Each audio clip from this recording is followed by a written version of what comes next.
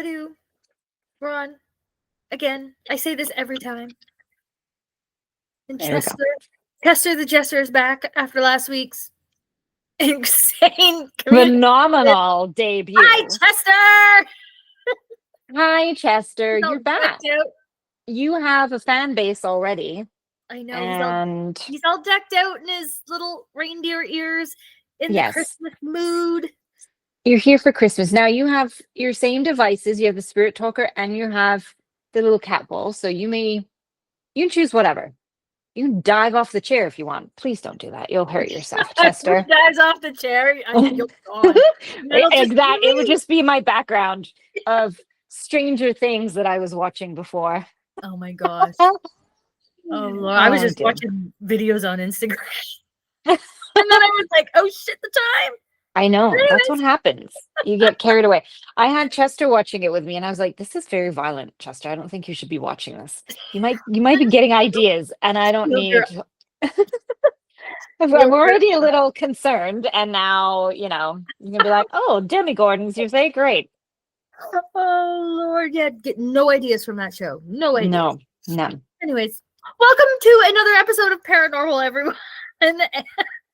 We are your hosts. I'm Rachel, and then we've got Hey, Cav, and this is Chester. Hi, Chester. You may. Oh my God, Chester! Not again. We're off to a great start. He's already said fuck, so we're good. We're good. Excellent. Fuck, not again. Why am I here again? He's like, fuck. Here we go. I'm wearing fucking reindeer. I'm laughing so hard I'm crying. Oh my Chester. God, it's perfect. Okay. I feel you some days, Chester. All right, Chester. Well, I get it. You just got to sit there as entertainment with stupid little ears on your head. But anyways. But he's a jester. He was supposed to be that. Say hi, Chester. Yeah, for entertainment. Yeah, yes, he's entertaining. We do appreciate you, Chester. And we're not making fun of you, so don't murder us in your sleep. Us? Well, I'll tell you. Don't blame Chester. I was gonna say, if he makes it to my place in the middle of the night, there's a problem. There's a very big Don't problem. blame him. I don't blame him for nothing. Oh Lord. Anyways, no one's blaming you, and we're not shaming you. We love you, Chester. I think you're gonna have your own podcast pretty soon because episode 2, right out the gate. Just sit there. Fuck you all. Just don't blame me for it. Oh my God. Oh my gosh. He'll be like Robert the Door, where it's like Robert did it. Instead, it will be like blame Chester. Oh shit. I'm gonna Canadian version. stamp that one. Yes, we should. Anyways, let's get started before he strangles me. Please don't. Great. Oh my gosh. Well, there's not much news on our end. When this airs, we will have actually the day that this airs. We're going to be at the Black Heart Company in Oshawa doing a presentation. Yes. It's a spooky little store in Oshawa. So yeah, we're going to go do a Ghost Talks presentation and kind of talk about all things spooky. And then on the 21st of December, we're going to be a part of the Paranormal Seekers. So Kaz and myself and Ollie, everyone else on the team who can make it. We're going to be part of Creakmas, which is taking place at Sir Monty's Brewing Company. He said you are cherished. Oh, that's great. Good. But so Creakmas at Sir Monty's Brewing Company there in Curtis. And they are going to have, so that's on December 21st from 10 a.m. to 2 p.m. And they're going to have like a whole bunch of like really unique vendors that sell kind of like creepy stuff. Perfect for, those hard to buy people on your list that are kind of like me and you who love all things creepy and paranormal related and all that.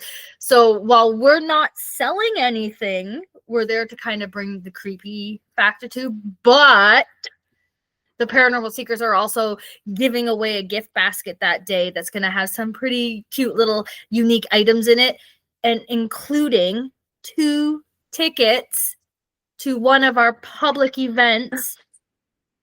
To one of our ghost hunts, as Chester would like to say. That's right. Good job, To one of Chester. our public Getting in there. investigations of your choice in 2026. So we have a handful of them that you can get to choose from. So yeah, that should be fun.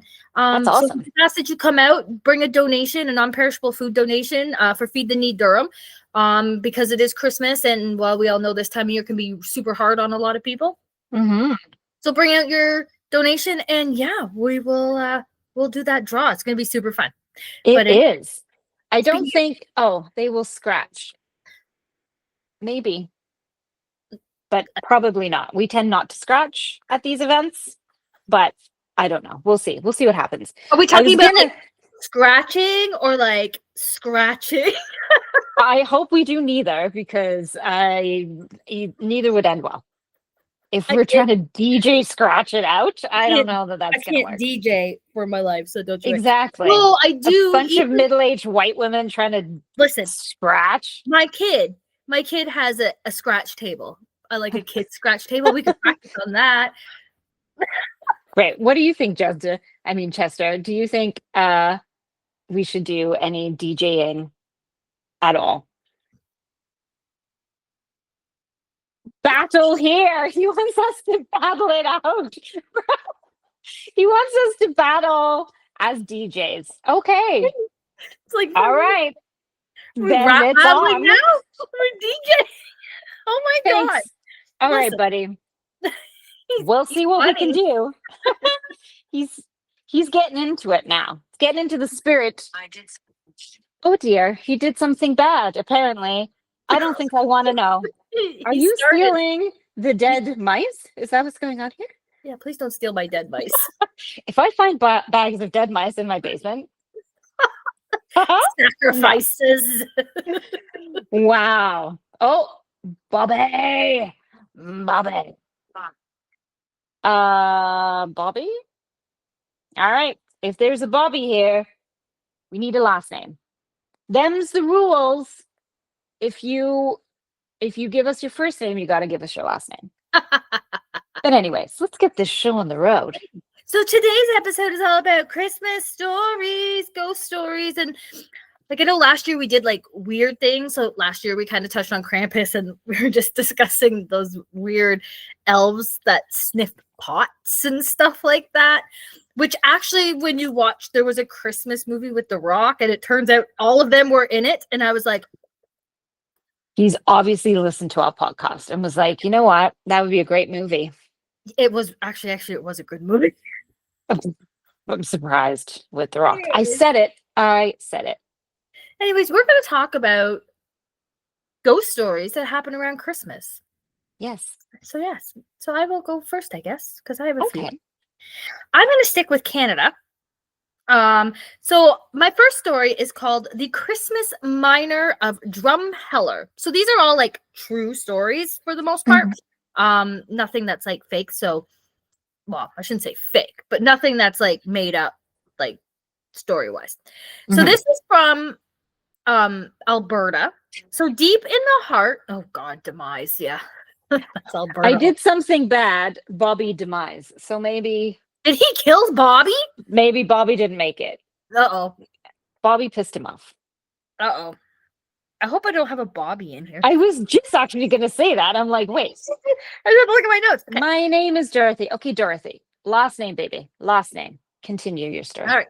So or maybe, in the heart, maybe their last name is Demise. I'll write that down while you talk. Yeah. Continue. So deep in the heart of the Drumheller Valley were snowy hoodoo towers.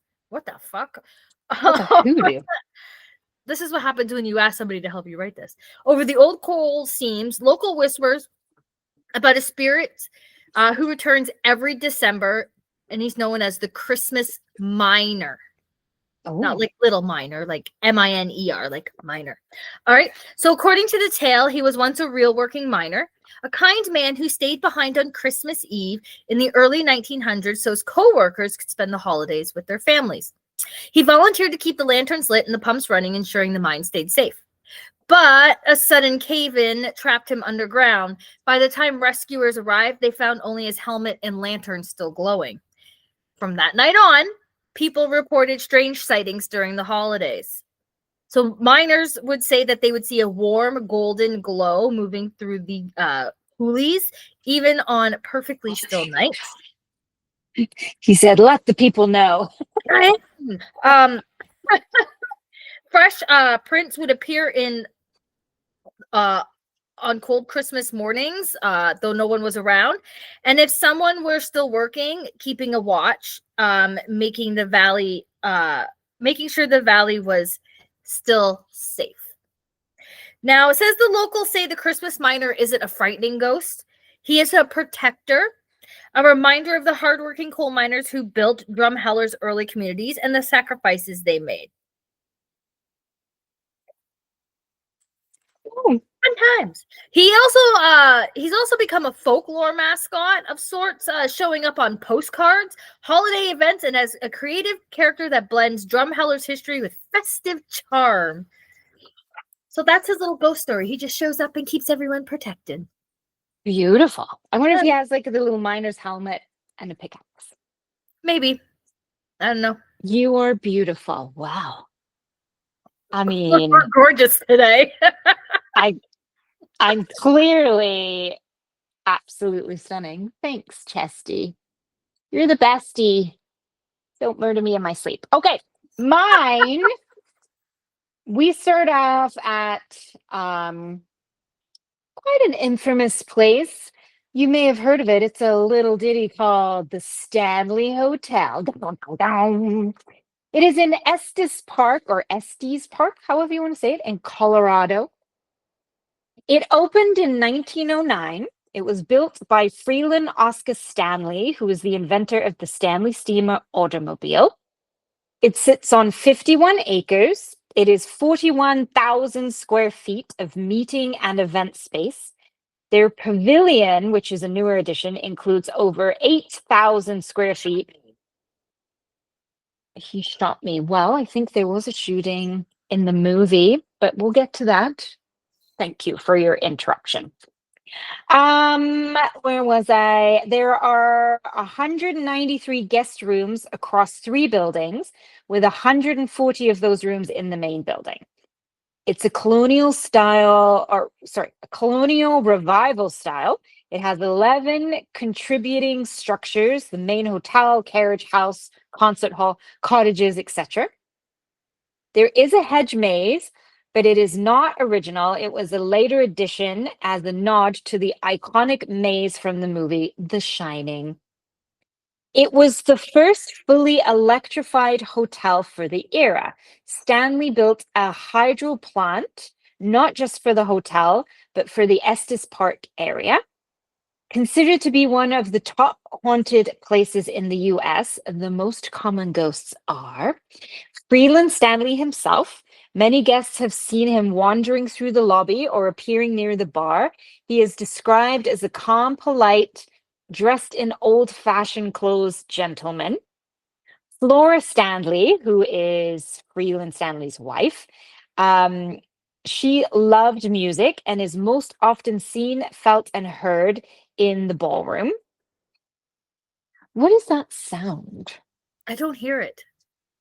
Okay. It sounds like when I get a message, but it's not. Oh, you might be getting messages because we're getting messages on the paranormal. No, it would be if Mark's messaging me. It's nasty. Nasty? It is a nasty sound while I'm trying to finish my story. Anyways, it's nothing. It's my head. So she's often seen in the ballroom. Music is often heard and piano keys play by themselves when she's around. But the most infamous would have to be that of room 217. This is the most famous and highly sought after room in the Stanley Hotel. In 1911, there was a massive explosion. Now, the hotel had installed an Nell. Oh, maybe that's the last name. I'll write it down. Had installed acetylene gas. I can't read my writing. Acetylene. Acetylene? Yep. Gas lighting system. There was a gas leak and it filled the room with gas. And the maid, who didn't realize that the gas had a leak, lit a candle and kaboom, away she went. But she did not die. She was severely injured, but there was no death. Stephen King stayed in that room and he had a dream that his son was being chased in the hotel, and thus the story of The Shining was born. Contrary to the book and the movie, no one died in the room. In fact, no one has died on the premises of the hotel. But lights go on and off in the room. There are voices often heard, like someone's holding a conversation, and very strange noises that no one can explain. So regardless of the fact that she didn't die, it's still the most haunted room in there. The fourth floor seems to be very haunted. Extinction. Okay. The fourth floor has children running, laughing, crying, doors often open and close, and lots of shadowy figures are seen. In the concert hall, Paul, who is a former employee, and Lucy, who is said to have been a secret vagrant who lived in the hotel, have both been seen and heard often in that area. The Stanley Hotel is associated with Christmas, mostly due to The Shining, because that happened. They went to stay there over the Christmas/winter holiday. It was being obviously set in the middle of the winter. It's to do with, isolation, snowiness, empty hotel equals spooky, but they do a massive Victorian style Christmas celebration with tons of Christmas trees, lights, ornaments, old fashioned Christmas feeling. So it's a beautiful place at Christmas time. Infernal. So even though On fire. Yeah, well, I suppose when the explosion happened, it would have been. So, beautiful place, Christmas time and not. Mm-hmm. And it's where our Estes method was conceived, if you want to call it. Is that how it came about? I wondered that. Why it's called the Estes, because it came from Estes, Colorado. Yeah. You learn something new every day. Pretty cool. We're pretty smart, right, Chester? Also, Stanley Steamer, is he the one that still does like the carpet cleaning? Like, is that Well, I was singing that, but I'm like, oh, he did the automobile. So I assume it's the same thing. Okay. All right. Just maybe you can drive your Stanley Steamer around. Stanley Steamer. I think that's how it goes. I'll stop singing. I'll stop singing. Tell you how it goes.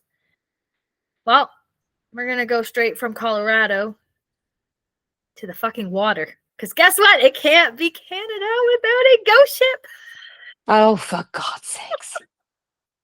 So cover your ears, Chester. Don't listen to this. This is the Christmas ghost ship of the Northumberland Strait. So along the icy waters that separates Prince Edward Island, Nova Scotia, and New Brunswick, sailors and shoreline residents have reported something extraordinary for over 2 centuries. Oh, the grave. The grave. A phantom sailing ship fully engulfed in bright roaring flames, drifting silently along the strait. But around Christmas time, the legend becomes even stronger. I think we might have touched on this one podcasts ago, I think. But then I was looking at it and I was like, wait a second, I think this is a different ship. Anyways.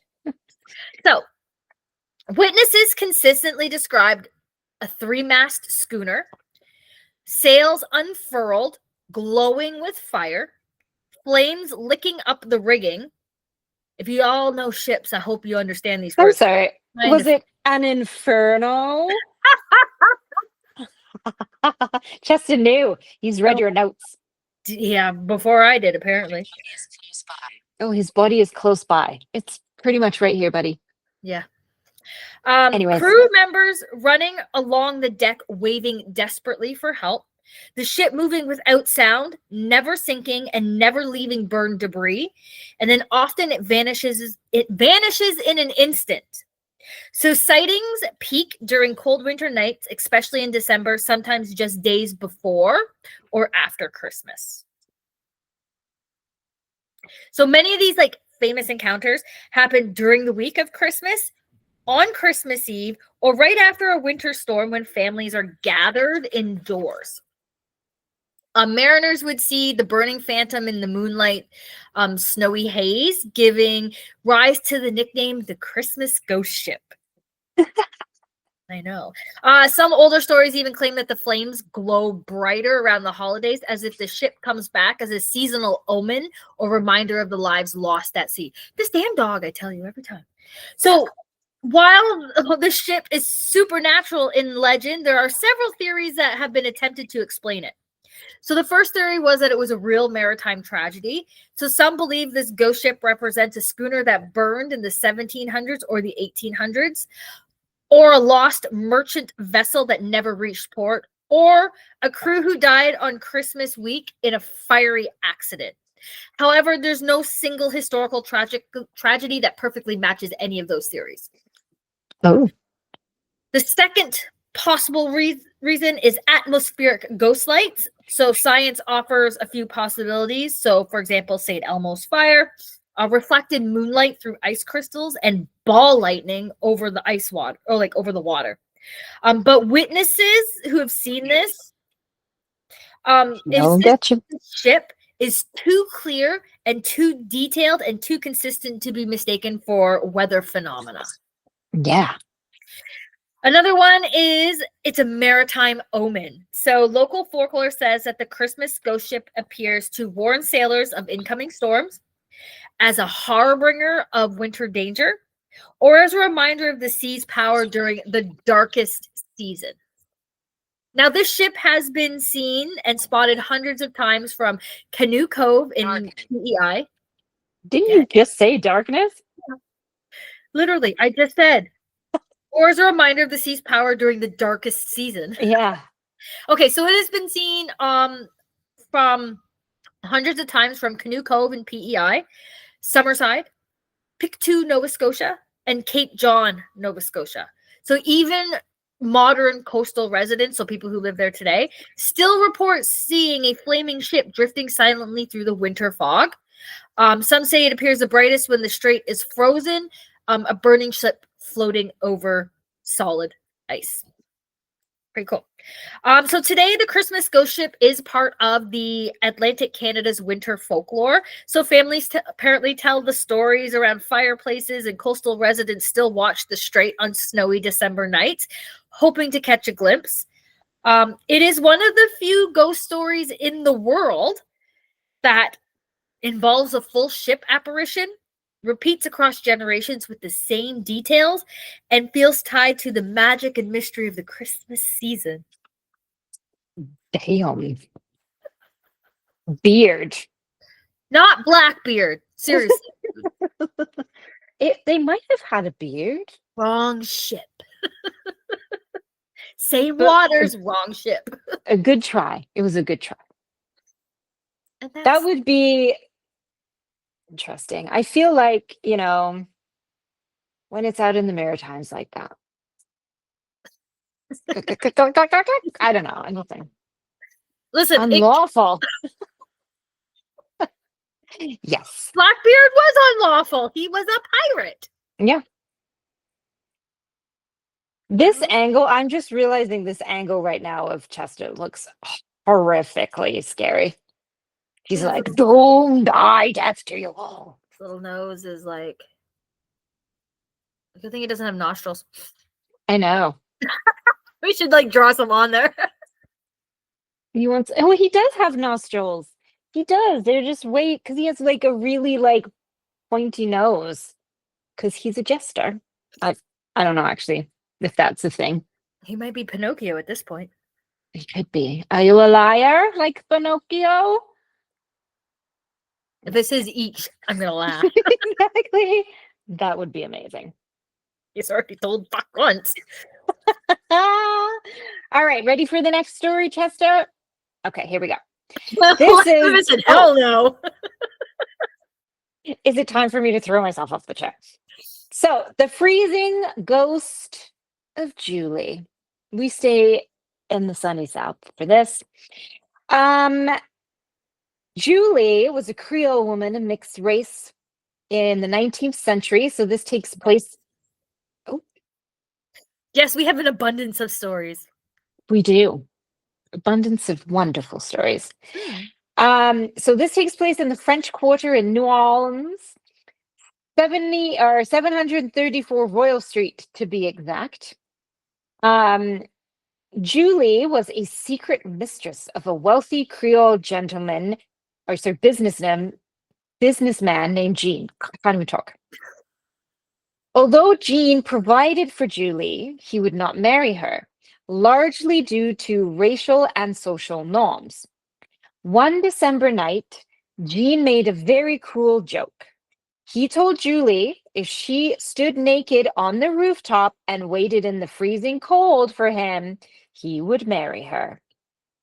Believing him,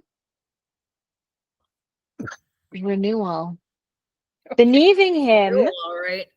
and wanting to prove her love, Julie climbed to the top of the roof, stripped naked, and waited in the freezing cold.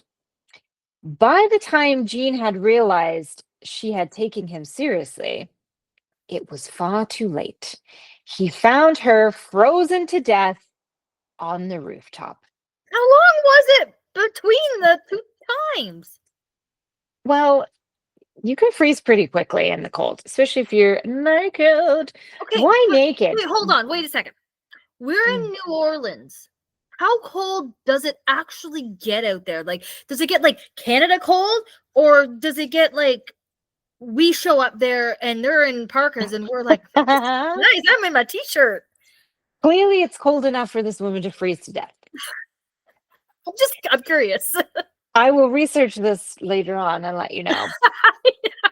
That's not part of the story. I didn't realize there would be follow-up questions. So ever since then, her spirit is said to haunt the building. Her naked apparition is often seen on the rooftop on cold nights in December. She has reported, people have reported hearing her calling and seeing her face in mirrors and feeling her cold presence. Now, this seems to happen in and around the Christmas time. Again, I don't know that it's that cold down there, but maybe on a rooftop. I'm wondering. Yeah, I honestly don't know. Bertie. Again, last name. So yes, that's her. That's the freezing ghost of Julie, which might have just been tepidly cold, moderately chilly. Julie. I guess when your body is so used to it being warm, anything is like cold. Yes, but you wouldn't freeze like frozen solid. Maybe he just murdered her and was like, oh, she froze to death. And they're like, sir, it's the middle. Oh no, it was December. But they'd just be like, it's 35 degrees outside. She's like, yeah, that's the crazy part. Oh my God. Okay, well, speaking of women, I'm going to go on to my next one, which is a lady. So this is one I didn't even know existed, and it's called the Christmas Candle Woman of Kingston Penitentiary. What? Yeah. Your voice just went crazy. I know, it was very high octave there. Anyway, like the way it came through, it sounded like someone was going on his zipper. I'm like, how did she just morph into something else? A lot of weird things. Anyways, so while not officially a documented haunting, many Kingston area guides, storytellers, and paranormal enthusiasts share a haunting seasonal tale known as the Christmas Candle Woman, a spirit said to appear in the oldest corridors of Kingston Penitentiary during the holiday season. Now I want to go at Christmas. Yeah. So, according to the story, what was her name? Oh, sorry, never mind. Lucy? But her name was not Lucy, right? Or maybe it is. I don't know. I don't know. I got excited for a second because The name Lucy is in my next thing, but it's not a big deal. Oh. Continue. Well, this is exciting, but I don't know if this one has a name. So according to the story, the apparition is that of a woman who lost her husband or son to the harsh conditions of the prison in the 1800s. So in most versions of the story, she would walk to the penitentiary each winter, especially near Christmas, hoping to catch a glimpse of her imprisoned loved one. Some versions say she brought him a candle every Christmas Eve, a symbol of hope, guidance, and a prayer in a time when the penitentiary allowed very limited visitations. And in the harsh cold, she would stand outside the wall, a single candle flickering in her hands, waiting for someone who would never return. So after this woman died, witnesses have claimed that her ghost still searches the corridors. And people who tell the story say she appears as a woman in Victorian clothing, holding a single glowing candle, wandering the dim stone corridors or appearing near the outer walls with a mournful, purposeful expression, like she's still waiting and still searching. The candle never flickers, even in heavy drafts, and if you approach her, she disappears. Damn. Yeah. So this tale is specifically tied to Christmas. Hello, new friends. Oh, this tale is tied specifically to Christmas because it was said to be the one time of year she was allowed a short, supervised visit. Her story became a symbol among prisoners and guards alike, a reminder of the families left outside. And some say she died on Christmas Eve while walking home through a winter storm. Ooh. So thus her ghost appears only in December, most often on the week of Christmas. Well, I guess we need to make a trip to Kingston for Christmas.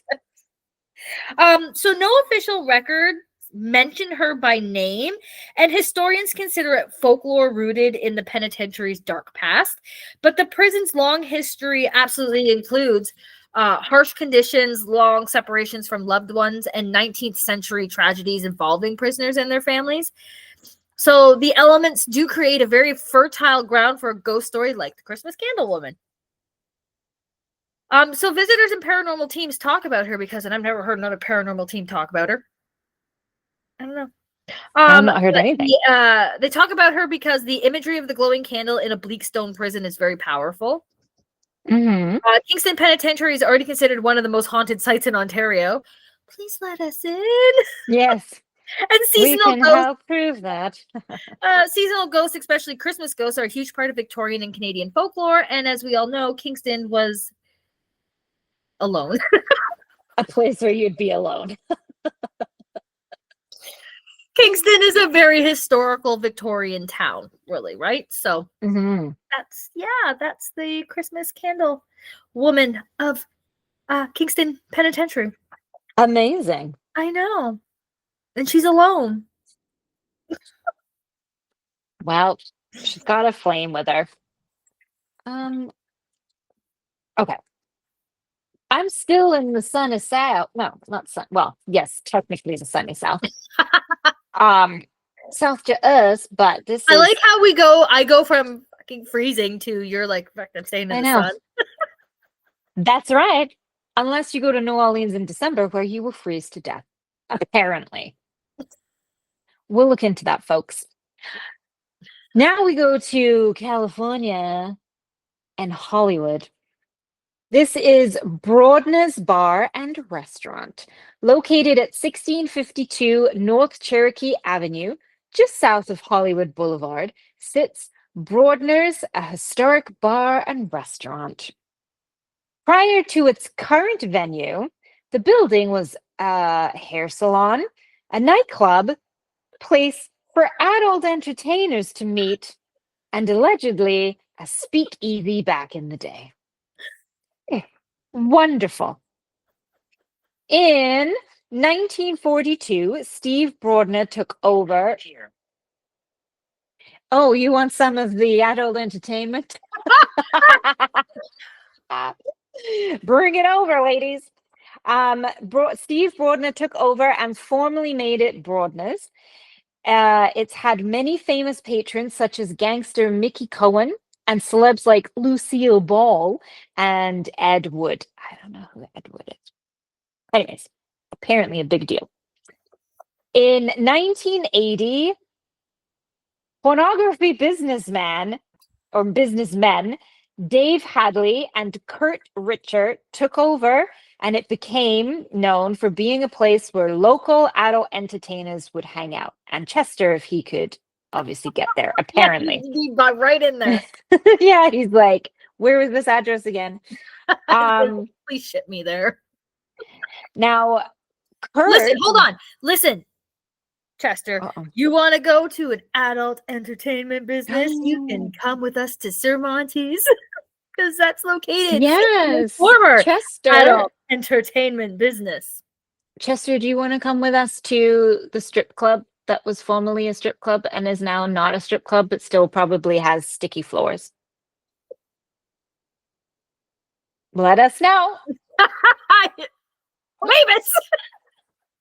I don't think there was a stripper named Mavis. There could have been. It was the 80s. Wait a second. When we were talking about this before, when you did your actual thing about that place, didn't we get like a Mavis, or maybe it was even Mildred? And I said, I'm pretty sure there's no strippers named Mavis, and if they are, you probably don't want to see them. Maybe Mavis was a stripper there. And she's like, girls. And maybe Chester knows her. I'm writing this down. We're looking this up. Mavis, we got you, girl. What's your last name? What's your stage name? Tell us your stage name. We're on it. We got this. Chester's coming. Been derailed. Woo! Okay, back to Kurt dying. So, Kurt, who's now the part owner, strip club place, he dies in the bar on Christmas Eve in 1997. It is said his spirit is often seen, heard, and felt, especially during the holidays. He died of a massive heart attack. Damn. A woman is frequently heard singing in the bathroom when no one is there. Again, why the bathroom? The acoustics are good. He will harm you in the bathroom while she's singing. Or maybe Mavis might harm him. You? Listen, the bathroom has really good acoustics. That's why everyone sings in the shower.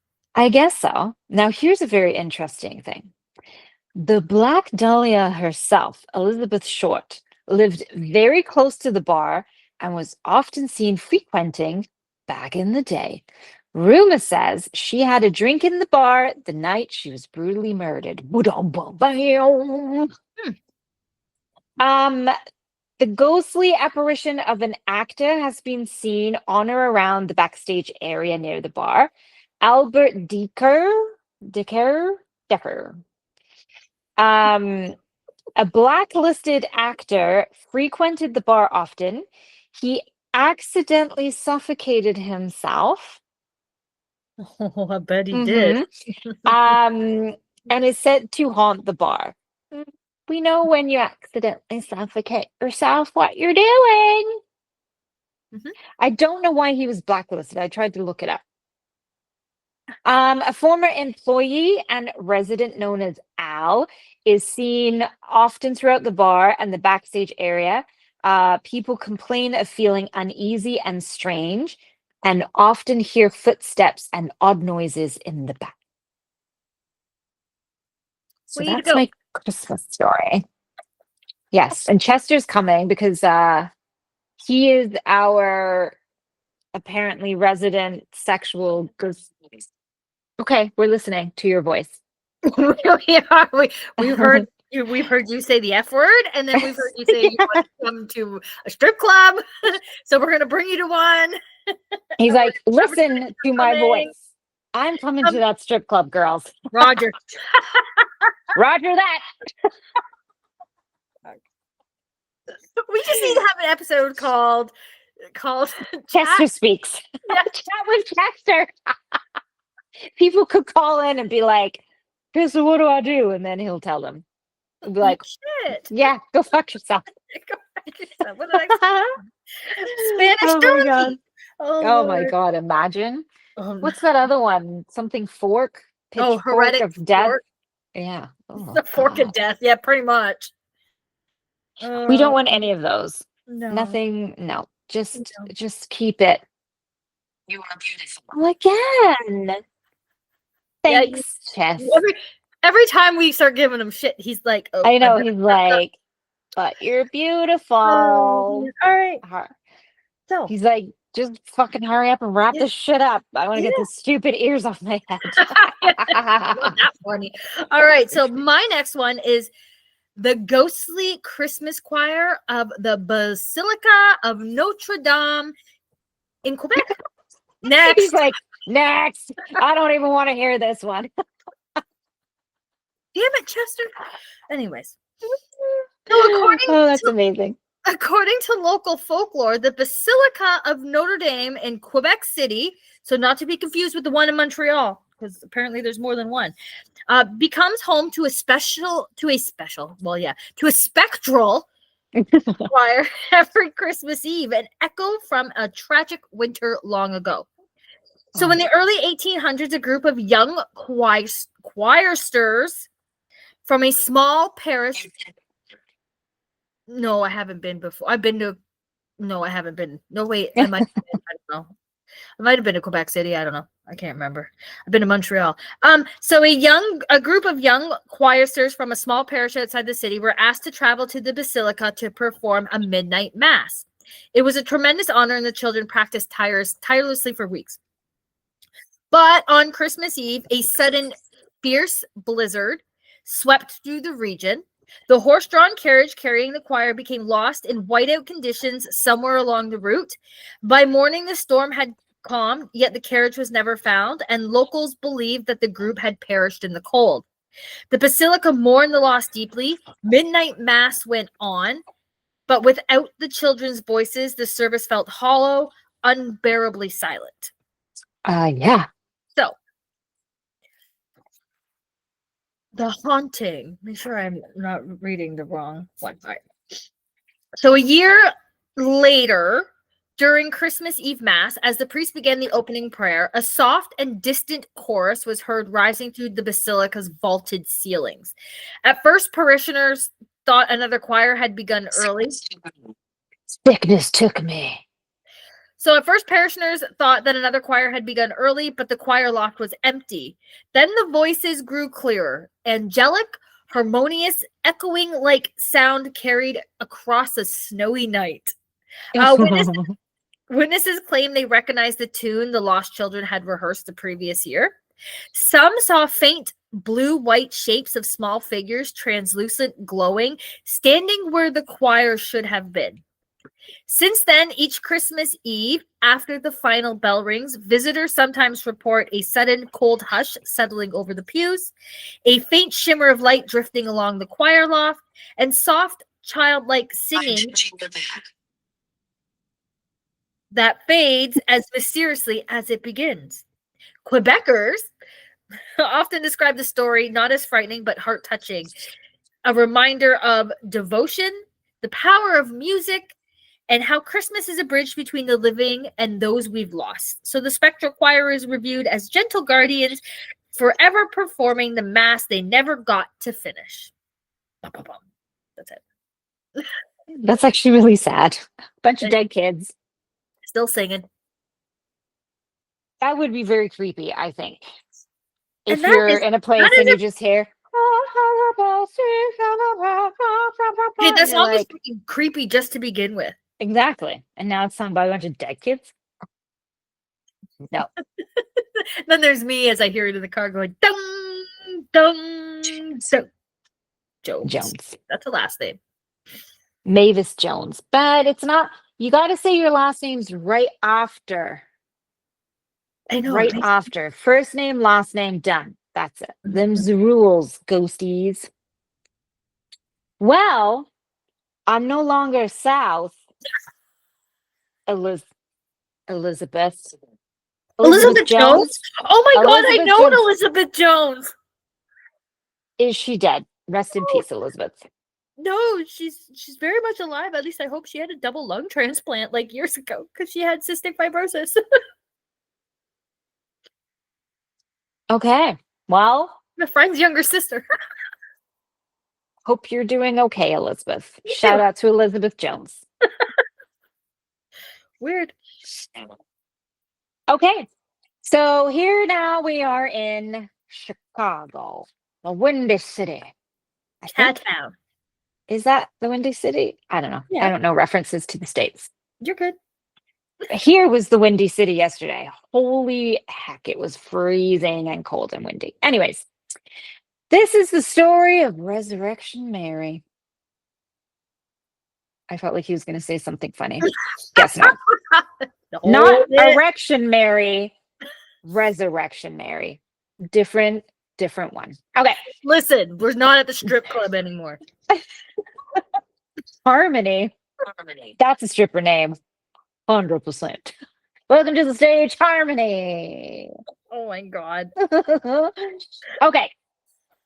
This is your typical vanishing hitchhiker ghost story thing. One of the first documenting sightings of Mary was in 1939, which is actually quite some time ago when you think about ghost stories. A man named Jerry. Maybe she knows Resurrection Mary. A man named Jerry Palace reportedly danced with a woman, offered her a ride home. She gave him directions. She gave him directions, which turned out to be a cemetery. And when he pulled up to a woman's grave, his date vanished. First of all, let's just break that down. You dance with a woman, and then you're like, "Can I take you home?" She's like, "Okay, these are the directions." And as you're pulling into the cemetery, at that point there, you should be like, "This bitch is crazy. This is not where you live. What are we doing right now? Freaky deaky girl." And then she's like, "Right here will do." And then it's a grave. That's on you, Jerry. In another story, a cab driver picked up a female fare on Archer Avenue. When the cab got close to the same cemetery, she said, "Snow's come early this year," and then vanished. To which she was like, "You didn't pay, bitch." He was ghosted. Literally. That was my dishwasher that just scared the shit out of me. Did you hear it? It was like, what do? I'm like, the choir kids are here. Oh no. It's not just me here. The choir kids here. Of them too. Great. People describe the young woman to be wearing a white party ball gown. She has blonde hair, dancing shoes, important to know, and carries a small purse. She often appears near the roadside, asking for a ride, and when the car gets near Resurrection Cemetery, she vanishes. She seems to haunt the stretch of road on Archer Avenue between the old dance hall, which was formerly the O. Henry Ballroom, and Resurrection Cemetery. Rumors say Mary was at a Christmas party, got in a fight with her date, and stormed out. Walking home along Archers Ave, what happened next is a mystery. One version says she was killed in a hit and run. Another version suggests she was driving and got in a deadly accident. Either way, she is said to be buried in Resurrection Cemetery in her dance dress and shoes. Okay, so she dies, and they're like, "What's the point in putting her in another outfit? Just bury her as she is." Okay. Like if you were in a hit and run, John, then you're probably going to get pretty smoked up if you die from it. So I'm down in that dress is nice and white anymore. It's kind of sick that they buried her in that same outfit. Anyways, whatever. That was me knocking the chair. In the 1930s, a Mary Bregovi died in a car accident in the area. There's also Anna Maria Norcas died in a car crash around the same time and the same area. Resurrection Cemetery sounds right up my alley. It was consecrated in 1904 and officially opened in 1912. As of December 2022, I couldn't find anything newer. 1,000 interments, 152,000 graves, and 53 crypts in the mausoleum. It sits on over 540 acres. I'd retaliate too if you guys buried me in my shitty party dress that I died in. And who wants to be buried in shoes? I think they do bury people in shoes. I don't Maybe. think they take them off. I don't know. Anyways, so the Christmas link, literally due to the time of year, she referenced the snow is falling early, meaning it was wintry nights. And the dance that she went to was said to have been like a Christmas dance type thing. And I don't know why I wrote down, and reflection of love, loss, and memories. What? What a strange sentence. But anyways, contemplate that, fans. Oh my God. Wonderful. Well, my next one has to do with bells. Ooh, ring a ding a ding ding. The phantom sleigh bells of the Yukon. Oh. A northern Christmas ghost story.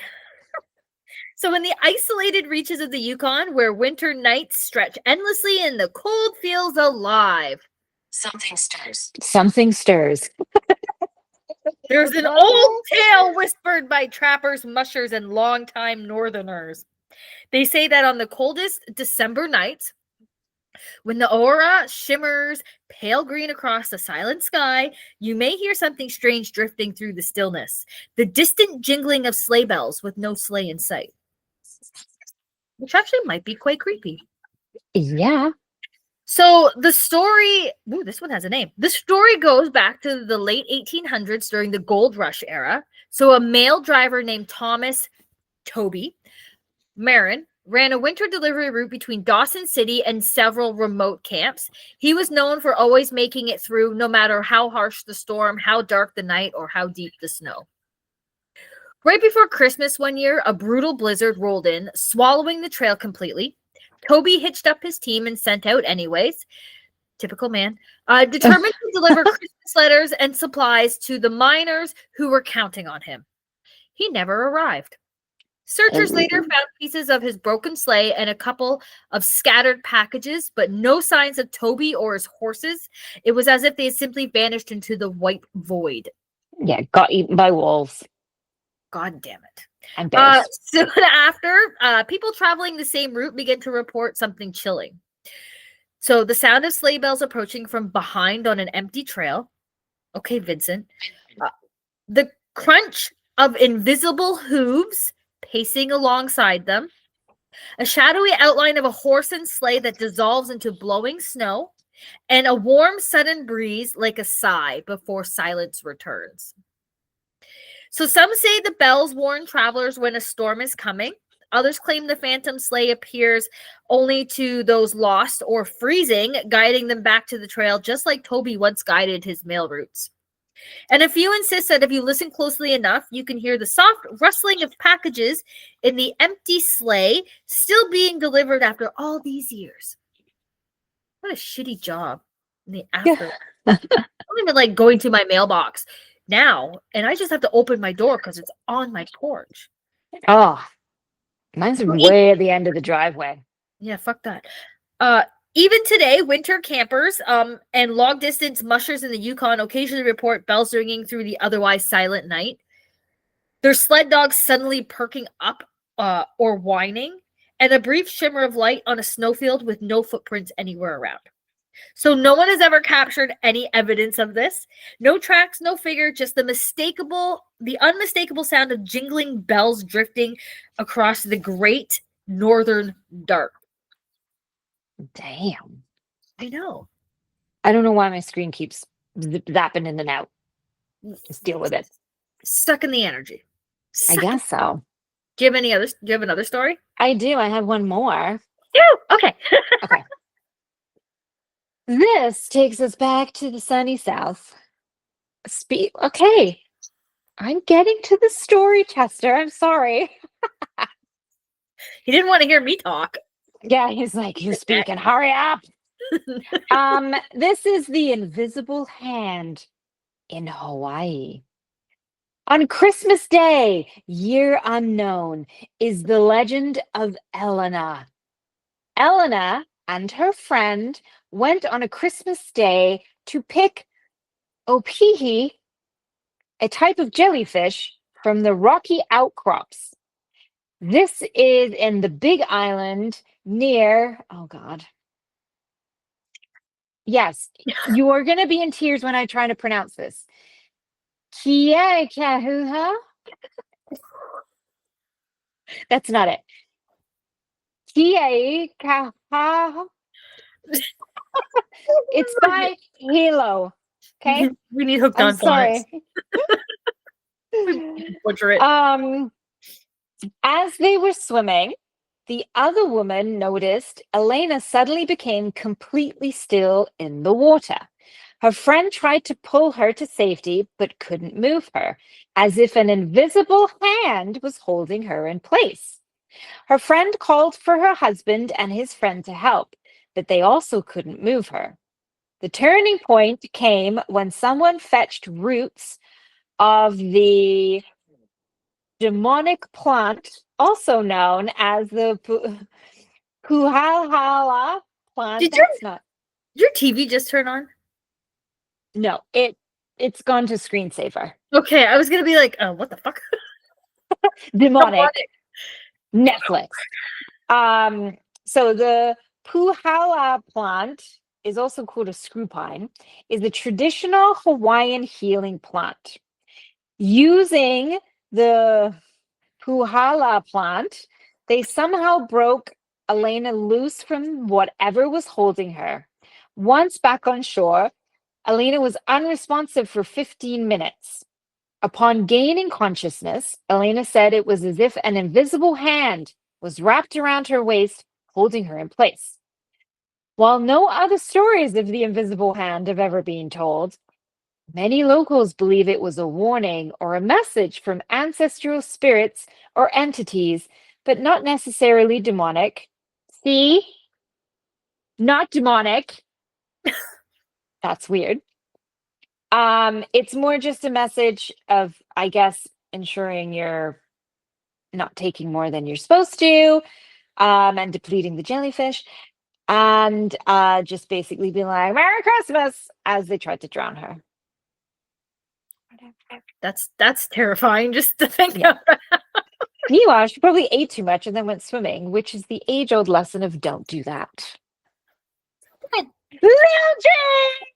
You're back! Next week, darling. Next week. Hi, Mildred. Oh, Can- that's so funny. Well, if my you could last say one, your last name, Mildred. Anyways. oh wait. My last one takes us back out west. Did we start out west? Yeah, takes us back to the same damn province. I did Oh, not Lord. plan that. So this is the Christmas ghost of Fort Edmonton, Alberta's frost-covered wanderer. So while Fort Edmonton Park is known today for its historic streets, costume interpreters, and cheerful winter festivities, many locals quietly whisper about a spectral figure said to appear only in the coldest weeks of December, a spirit known as the Christmas ghost of Fort Edmonton. So according to the legend, the ghost is believed to be the lingering presence of a Hudson's Bay Company worker from the mid-1800s. Yep. Some say he was a winter courier. Others believed he was a night watchman who patrolled the fort during brutally cold nights when the temperatures routinely plunged past minus 30 degrees Celsius. Dang. We call that January here. That was last night. Yeah, the story goes that one Christmas Eve, during a violent blizzard, the man ventured out from the fort to deliver supplies or check the perimeter and never returned. When the storm finally cleared, only his snow-covered lantern and faint footprints were ever found. Why do people just magically disappear during snowstorms? It's just like, it snowed, gone. Like, We drove through some snow the other day. I honestly could see how people could just disappear. It's crazy out this way. But So you I would can only find them. imagine in like Wouldn't the you think that tundra. you would, like, when it melts, you will find them?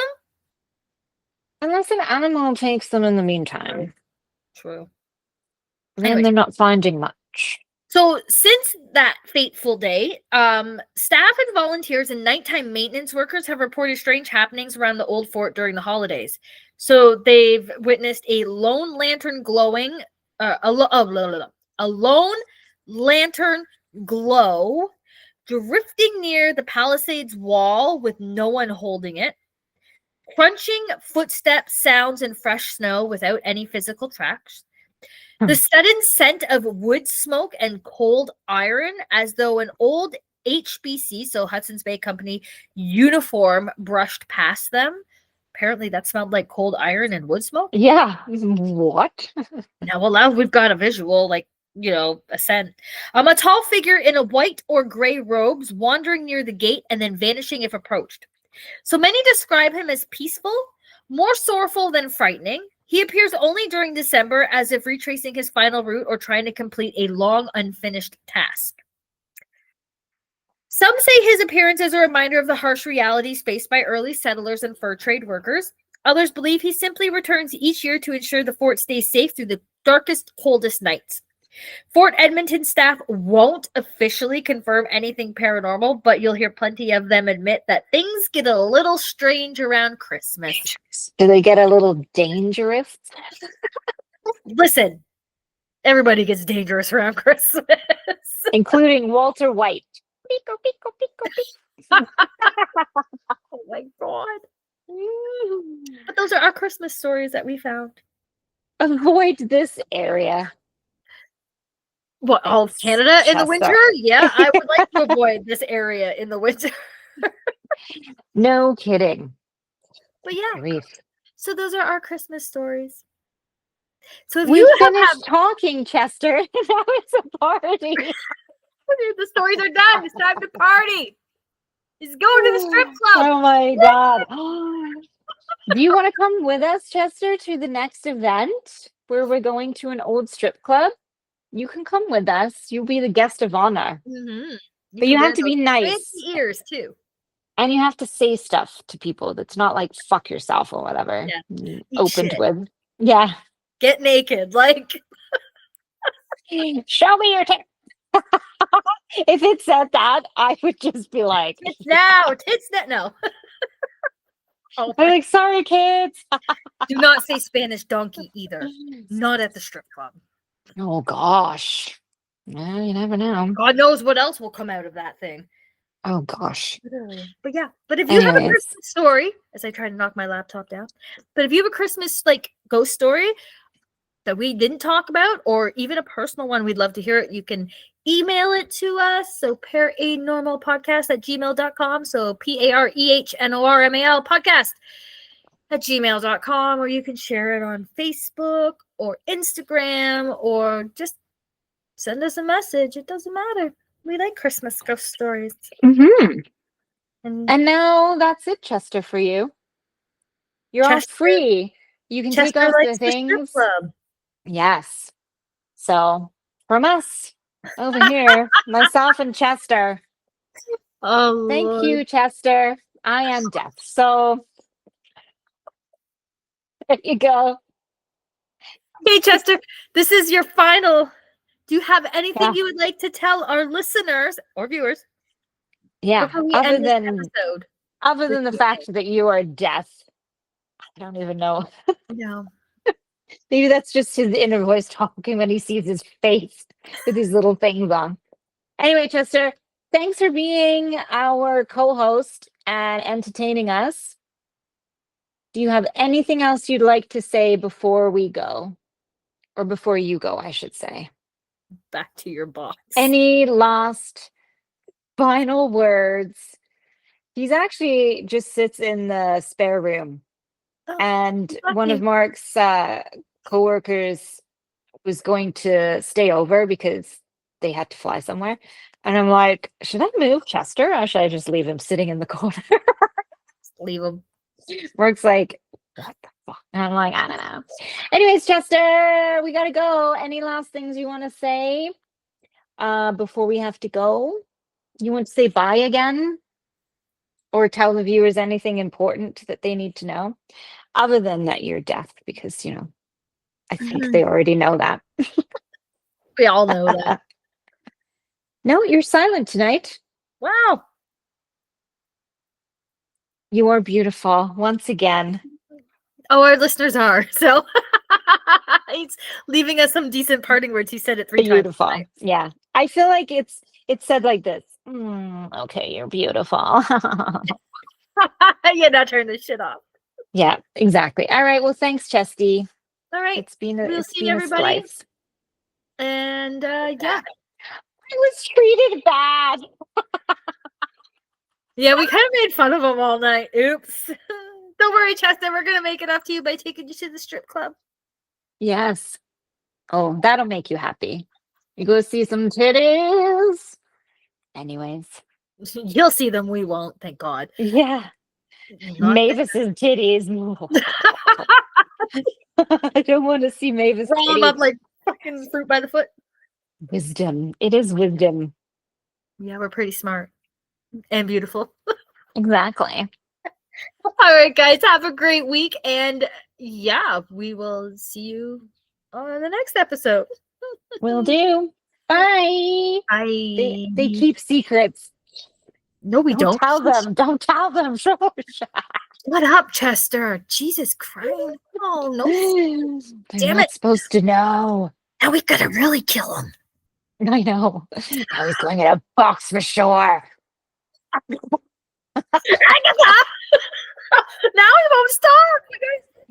Now he's going crazy. He's like, help me, Agatha. Maybe that's his stripper friend. It's his Mavis stage and name. Agatha. Yeah. Do you really want to see strippers called Mavis and Agatha? Now I've got to watch that one because I'm sure when we were talking about it, they were old ass names like that. Oh Lord. Anyways, but everyone. We're still on air. Okay, great. Bye. Bye.